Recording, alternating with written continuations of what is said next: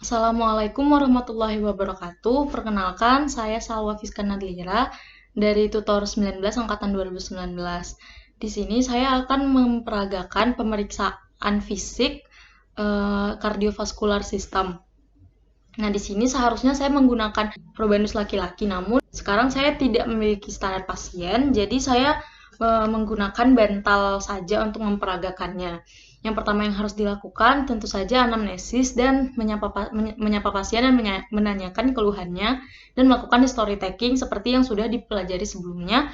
Kemudian meminta pasien untuk berbaring di meja pemeriksaan. Dokter yang memeriksa berdiri di sebelah kanan pasien. Kemudian pasien diminta untuk berbaring seperti ini dengan bantal dan jika memungkinkan kasurnya dinaikkan sedikit supaya leher pasien dan otot sternocleidomastoid pasien relaksasi.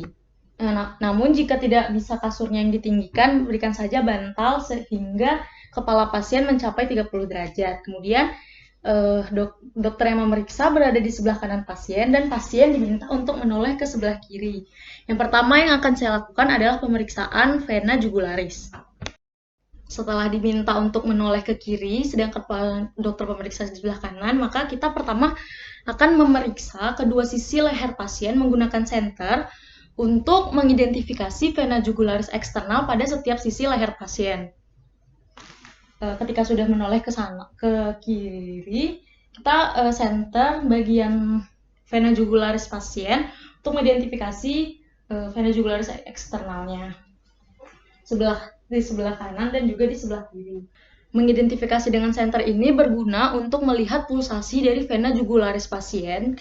Dan ketika kita melihatnya, maka pulsasinya itu akan terlihat seperti mengangkat kulit lehernya sedikit seperti itu. Seperti ya pulsasi gitu. Setelah kita mengidentifikasi letak pulsasi dari vena jugularis pasien, maka setelah itu kita identifikasi juga pulsasi tertinggi dari vena jugularis tersebut. Kemudian menggunakan penggaris, kita ukur jarak antara pulsasi tertinggi tersebut itu dengan bagian dada pasien dengan cara penggaris segitiga diletakkan di tengah dada pasien. Kemudian kita hitung jarak vertikal dari titik pulsasi tertinggi ke bagian tersebut. Nah, biasanya sudut antara penggaris segitiga dan penggaris horizontal ini akan berada 5 cm di atas atrium kanan. Nah, jarak yang didapat merupakan hasil pengukuran tekanan vena jugularis. Setelah itu, saya akan melakukan pemeriksaan karotis. Nah, yang pertama adalah pemeriksaan amplitudo dan kontur. Caranya juga sama, pasien berbaring dengan bagian kepala tempat tidur. Pemeriksaan dielevasi sebesar 30-45 derajat. Namun jika tidak memungkinkan untuk mengelevasikan tempat tidurnya, maka tumpukanlah bantal hingga kepala pasien mencapai 30-45 derajat dari tempat tidur pemeriksaan. Nah, setelah itu kita identifikasi lagi arteri karotis pasien dengan menggunakan senter ke bagian sepertiga bawah leher pasien. Nah, setelah kita inspeksi dan kita berhasil mengidentifikasi arteri karotis, kemudian kita lakukan palpasi dengan menggunakan jari telunjuk dan jari tengah kita, kemudian letakkan di sepertiga bawah dari leher pasien. Kita identifikasi, kita palpasi kontur dan juga pulsasi dari arteri karotis. Kemudian tekan bagian sepertiga bawah leher, kemudian rasakan pulsasinya. Begitu juga dengan yang sebelah kiri. Jika diperlukan, kita perlu meningkatkan tekanan dari kedua jari kita untuk merasakan kontur dan pulsasi arteri karotis secara maksimal. Jangan pernah menekan kedua arteri karotis secara bersamaan. Pada saat palpasi, kita mendeteksi ada atau tidaknya getaran halus atau trill pada arteri karotis pasien. Nah, itu untuk menilai adanya trill atau getaran pada arteri karotis. Nah, kemudian kita akan menilai pasien dengan menggunakan bagian diafragma dari stetoskop. Letakkan bagian diafragma stetoskop pada area karotis pasien. Kemudian instruksikan pasien untuk menahan nafas. Kemudian kita dengarkan apakah ada suara bunyi bruit pada arteri karotis pasien. Nah, itu adalah pemeriksaan untuk arteri karotis. Kemudian kita akan memeriksa arteri brachialis. Posisikan lengan pasien dalam posisi rileks dengan siku terekstensi dan telapak tangan menengadah ke atas. Biasanya bisa diletakkan di meja pembaringan di sebelah pasien. Kemudian kita instruksikan pasien untuk serileks mungkin. Jika bagian otot bisep pasien belum cukup relaksasi, kita bisa memfleksikan sedikit siku pasien untuk mendapatkan relaksasi yang optimal. Setelah otot pasien relaksasi secara optimal, maka salah satu tangan kita letakkan di bawah siku pasien, kemudian tangan lainnya kita gunakan jari telunjuk dan jari tengahnya untuk merasakan pulsasi arteri brachialis menggunakan 2 jari di medial dari tendon bicepnya. Bisa dilakukan seperti ini dengan jari telunjuk dan jari tengah, kemudian diletakkan di bagian medial dari tendon bicep. Kemudian kita identifikasi pulsasi dari arteri brachialis pasien. Nah, kemudian kita akan mengidentifikasi titik impuls maksimum. Posisikan pasien dengan berbaring dengan kepala yang dielevasikan sebesar 30-45 derajat. Kemudian pasien dalam posisi telentang sehingga kita dapat melihat dada pasien. Usahakan berada dalam ruangan yang pencahayaannya baik. Kemudian kita tentukanlah lokasi titik impuls maksimum pada posisi supinasi. Kemudian umumnya titik impuls maksimum ini dapat ditentukan pada sela IGA 4 dan IGA 5. Nah, setelah kita mengidentifikasi titik impuls maksimum dengan cara inspeksi, kemudian kita akan melakukan palpasi. Gunakan bantalan tangan untuk diletakkan di bagian titik impuls maksimum. Kemudian biasanya titik impuls maksimum ini dapat menyebabkan jari kita agak terangkat gitu dengan pulsasinya. Lakukan dengan bantalan tangan ini diletakkan di bagian titik impuls maksimum pasien. Nah, setelah kita identifikasi titik impuls maksimumnya tersebut dengan cara palpasi, kemudian kita juga menilai getaran atau thrill dengan menekan pangkal telapak tangan kita secara kuat pada dada pasien. Kita rasakan apakah ada getaran-getaran atau thrill pada titik maksimum tersebut. Nah, saat kita menilai pulsasi impuls maksimum ini, kita dapat menginstruksikan pasien untuk membuang napas secara penuh dan menahan nafas beberapa saat kita hendak menilai pulsasi impuls maksimum tersebut. Nah, jika tadi kita menilai titik impuls maksimum di ventrikel kiri, sekarang kita mencoba untuk menilai impuls maksimum pada ventrikel kanan. Caranya sama, posisi pasien masih dalam posisi terlentang, kemudian kita gunakan jari kita untuk kita letakkan di bagian IGA 3, 4, dan 5. Kalau tadi ventrikel kiri agak ke bawah, nah ini agak ke medial dan agak ke atas sedikit. Kemudian kita letakkan jari kita untuk menilai titik impuls maksimum pada ventrikel kanan. Kita instruksikan pasien untuk menghembuskan nafas dan menahan nafas agar titik impuls maksimum lebih terlihat dan lebih terasa pada saat kita letakkan jari kita. Nah, selanjutnya saya akan mempraktekkan bagaimana perkusi jantung. Nah, perkusi ini diperlukan untuk menilai apakah adanya pembesaran pada jantung atau jantung berada pada jantung dalam posisi yang normal.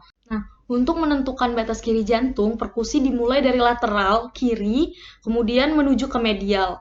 Biasanya pada saat kita perkusi akan terdengar perubahan dari bunyi sonor ke pekak Nah, ketika sudah menunjukkan bunyi yang pekak, itu berarti itu adalah batas kiri jantung. Biasanya terdapat pada sepanjang mid clavicularis kiri pasien. Nah, caranya itu dengan meletakkan jari kita di dada pasien, kemudian kita ketuk menggunakan jari yang satunya. Kemudian kita dengarkan perubahan dari sonor ke pekak tersebut. Kalau sebelah kiri kita akan menilai dari arah lateral ke medial untuk untuk mendengarkan perubahan bunyinya. Nah, untuk batas kanan kita mulai dari bawah sebelah kanan, kemudian naik ke atas sedikit, kemudian akan ke medial. Biasanya batas kanan ini terdapat pada linea sternalis kanan. Nah, kalau batas atas jantung, kita mulai dari atas, dari bagian klavikula, kemudian menuju ke bawah. Biasanya batas atas jantung itu terdapat di sela iga 2. Selanjutnya adalah pemeriksaan bunyi jantung 1, 2, 3, dan 4. Umumnya bunyi jantung ini dapat kita dengar pada pasien yang dengan posisi telentang. Nah, area katup aorta berada di atas iga kedua kanan dan sela iga kedua pada linea parasternalis. Kemudian kalau area katup pulmonari berada di sela iga kedua di sebelah kiri. Kalau area katup mitral berada pada sela iga kelima pada linea mid clavicularis kiri. Kemudian kalau area katup tricuspid berada pada sternum pada perbatasan antara corpus sternum dengan processus xiphoideus. Jadi 2 katup berada di kanan dan 2 katup berada di kiri. Kemudian kemudian kita letakkan stetoskop bagian diafragmanya ke daerah katup-katup tersebut untuk mendengar bunyi jantung 1, 2, 3, dan 4.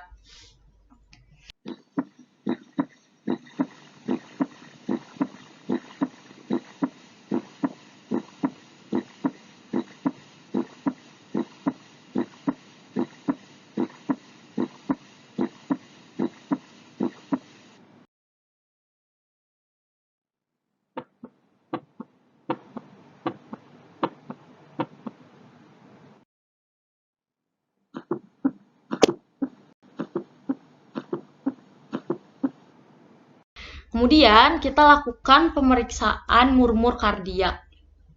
Nah, murmur kardiak ini bunyi murmur ini maksudnya adakah bunyi tambahan pada pasien ketika kita lakukan auskultasi. Jika murmur terdengar saat kita auskultasi, kita harus identifikasi waktunya. Apakah murmur merupakan murmur sistolik atau diastolik? Murmur sistolik terdengar di antara bunyi jantung 1 dan bunyi jantung S1 dan S2. Nah, sedangkan murmur diastolik terdengar di antara bunyi jantung S2 dan S1. Sambil mendengar bunyi murmur pada jantung tersebut, kita juga mempalpasi arteri karotis pasien. Nah, jika murmur terdengar bertepatan dengan gerakan naik dari karotis, maka murmur tersebut merupakan murmur sistolik. Nah, setelah kita identifikasi waktunya, kita juga mengidentifikasi bentuknya. Bentuk atau konfigurasi murmur ini kita tentukan dari intensitas murmur dari waktu ke waktu, apakah semakin kuat atau semakin lemah. Setelah itu kita cari lokasi intensitas maksimum dari murmur tersebut. Kita explore di bagian jantung tersebut di manakah bagian jantung yang murmurnya paling terdengar secara maksimal. Kita bisa explore seperti di dekat dari aorta atau di dekat aorta valve atau di dekat pulmonary valve. Biasanya murmur lebih keras pada basal, biasanya itu pada aorta, sedangkan kalau murmur yang keras pada apex biasanya pada mitral. Kita explore menggunakan bagian diafragma dari stetoskop untuk mendengarkan di mana murmur yang paling terdengar dengan jelas. Nah, kemudian kita tentukan juga intensitas dari murmur tersebut. Murmur sistolik memiliki 6 derajat. Derajat 1 itu terdengarnya sangat samar, dan kemungkinan tidak terdengar di semua posisi, hanya di posisi tertentu saja. Kemudian ada derajat 2. Derajat 2 ini murmurnya pelan tapi terdengar setelah kita menggunakan stetoskop. Derajat 3 itu lumayan keras tapi tidak terlalu keras, jadi kerasnya sedang. Kemudian kalau derajat 4 itu bunyinya keras dan terpalpasi, dan ketika kita terpalpasi itu ada trill. Kemudian kalau derajat 5 sangat keras dengan trill, dapat terdengar ketika stetoskop setengah dilepas dari dada. Jadi dan untuk derajat 6 murmurnya ini sangat terdengar keras dan juga ada trillnya. Jadi tanpa menggunakan stetoskop pun kita dapat mendengar murmur dari jantung pasien tersebut. Nah, kemudian kita juga menilai nada dari murmur tersebut. Apakah nadanya tinggi, medium, atau rendah. Kemudian kita juga mengidentifikasi kualitas dari murmur tersebut. Kualitasnya itu kita bisa deskripsikan dengan kasar, apakah bunyinya kasar, bertiup, bergemuruh, dan musikal. Jadi kita dengarkan dengan baik murmur jantungnya, kemudian kita deskripsikan bagaimana bunyi murmur tersebut.